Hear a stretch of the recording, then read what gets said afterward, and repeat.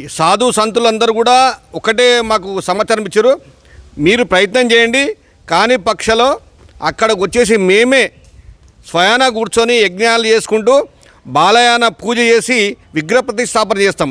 అప్పటి వరకు ఊకునే లేదంటారు.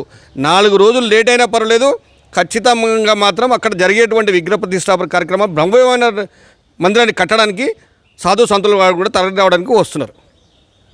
ఇక్కడ ఈ శివాలయం టెంపుల్ దాదాపు ఒక 60-70 సంవత్సరాలు ముందు నుంచే ఉంది. దాదాపు ఈ శివాలయం టెంపుల్ 30 ఎకరాల్లో ఉండే. చిన్నగా వాఫ్ట్ యాక్ట్ కింద ఈ టెంపుల్ మొత్తం కూడా చాలా వరకు మైనారిటీ వాళ్ళు ఆక్రమించుకున్నారు. లాస్ట్కు 3 ఎకరాల్లో ఈ అద్భుతమైన దేవాలయం ఉంది. ఈ దేవాలయంలో కూడా దాదాపు చాలామంది ఈ మధ్య గంజాయికి అలవాటై పార్క్లో కూడా మేము విన్నాము, పార్క్లో వచ్చి కొంతమంది మీద గర్ల్స్ మీద కూడా దాడులు చేస్తున్నారని. దీని మీద మీరు ఇలాంటి అసలు పోలీసులు ఏమైనా చర్యలు తీసుకుంటున్నారు దీని మీద?